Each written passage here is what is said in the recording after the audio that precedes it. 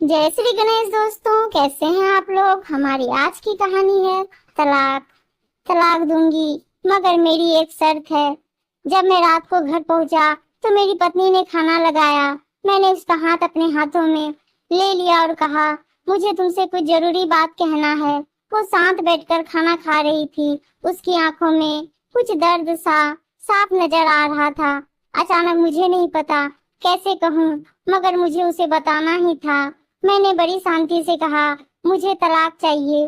लगा जैसे उसे मेरे शब्दों से कुछ फर्क नहीं पड़ा, बल्कि उसने मुझसे पूछा, क्यों तलाक चाहिए। मैंने उसके सवाल को अनसुना किया तो उसे गुस्सा आ गया। उसने चम्मच उठाकर फेंक दिया और जोर से चिल्लाई, तुम इंसान नहीं हो। उस रात हमने एक दूसरे से बात नहीं की। वो रो रही थी। मुझे पता था कि वो जानना चाहती थी कि आखिर ऐसा क्या हुआ जो हमारा रिश्ता टूटने की कगार पर आ गया। पर मेरे लिए उसके सवालों का जवाब दे पाना नामुमकिन था। मैं अब किसी और से, प्रिया नाम था उसका, प्यार करने लगा हूँ। अब मुझे उससे प्यार नहीं रहा। मैंने उसे उसके बरसों के प्यार की सजा दी थी। भरे मन से मैंने तलाक के पेपर तैयार किए। उसमें लिखा था कि वह पूरा घर, कार और कंपनी की 30% शेयर ले सकती है इस तलाक के बदले में। लेकिन उसने उन पेपर्स को देखा और उनके टुकड़े टुकड़े कर दिए। वो औरत जिसने मेरे साथ जीवन के 10 साल बिताए थे, वो आज मेरे लिए अनजान हो चुकी थी। मुझे इन 10 सालों का जो उसने मेरे लिए बर्बाद किए, मगर मैं क्या करूं। जो हो चुका उसे मैं बदल नहीं सकता था, क्योंकि मैं किसी और से, अपनी पत्नी से भी ज्यादा प्यार करने लगा था। आखिरकार उसके सब्र का बांध टूट गया और वो फूट फूट कर मेरे सामने रोने लगी। मेरे लिए उसका रोना एक तरह से उसकी रिहाई की तरह था। तलाक की ये बात जो कई दिनों से मुझे परेशान कर रही थी, अब बिल्कुल साफ हो चुकी थी। अगले दिन मैं घर काफी लेट आया।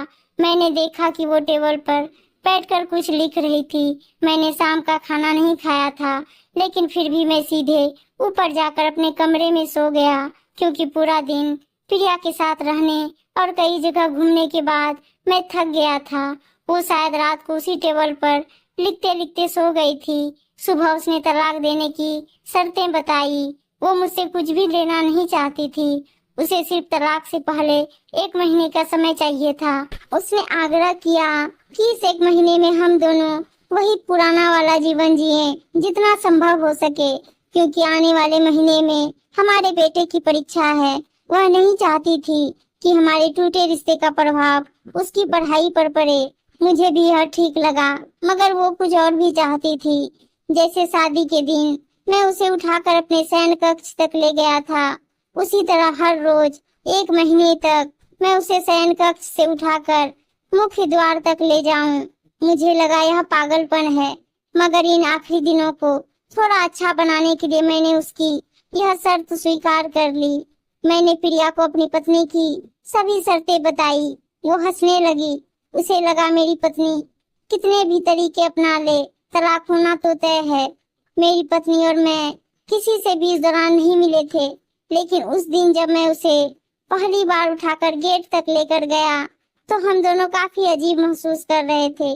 पीछे से हमारा बेटा भी खिलखिलाकर खुश हो रहा था। अगले दिन यह काम थोड़ा सामान्य और आसान हो गया। वह मेरे सीने से लगी थी और मैं उसकी खुशबू महसूस कर रहा था।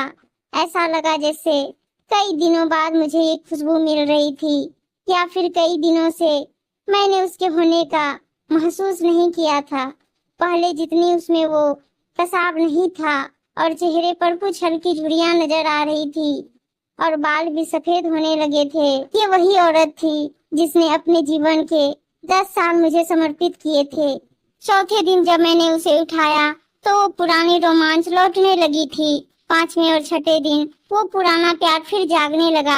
मैंने प्रिया को इस बारे में कुछ नहीं बताया था। अब उसे उठाना और आसान हो गया था। शायद हर रोज यह सब करने का मैं आदी हो गया था। एक दिन वह अपनी पसंद की साड़ी निकाल रही थी, लेकिन कुछ खास नहीं ढूंढ पाई। उसने सांस भरते हुए कहा कि उसके सारे कपड़े बड़े पड़ने लगे हैं। तब मुझे पता चला कि वह काफी दुबली हो गई है और इसीलिए मैं उसे आसानी से उठा पा रहा था। मेरे दिल को एक झटका सा लगा। उसने अपने दिल में काफी सारा दर्द छुपा रखा था।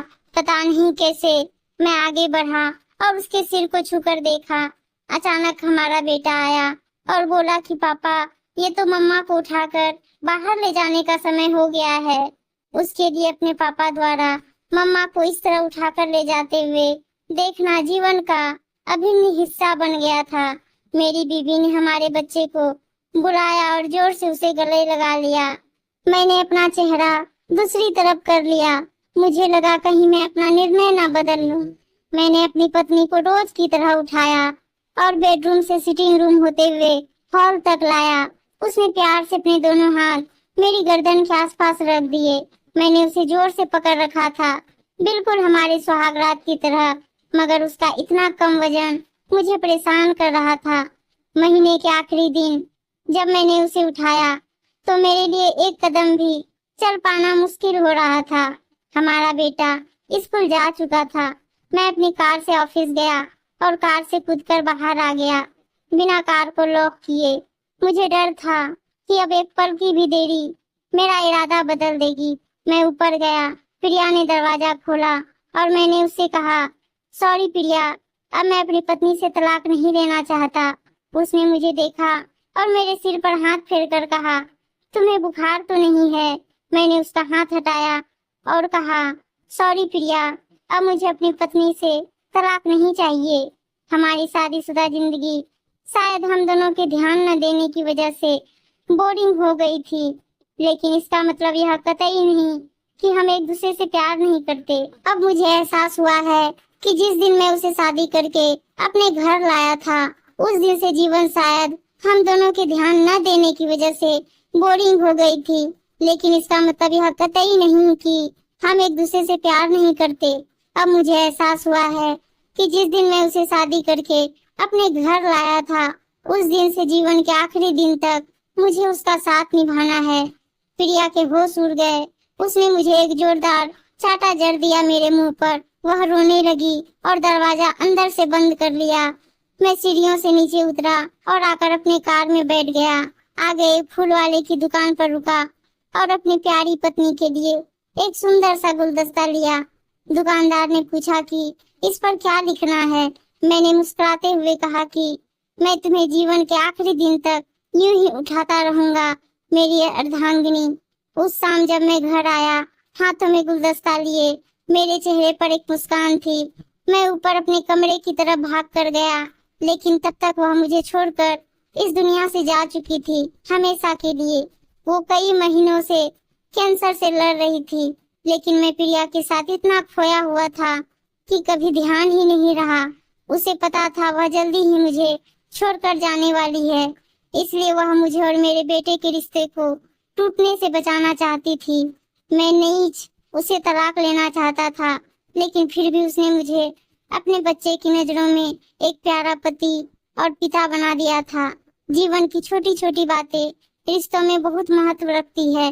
बड़ा घर, बड़ी कार और बैंक बैलेंस ये खुशियों का हिस्सा जरूर बन सकते हैं, मगर अपनों के बिना इनकी कोई कीमत नहीं। उम्मीद है दोस्तों कहानी अच्छी लगी होगी, और अच्छी अच्छी कहानियां सुनने के लिए चैनल को सब्सक्राइब जरूर कर लीजिएगा और इस वीडियो को लाइक शेयर जरूर कर दीजिएगा। धन्यवाद दोस्तों।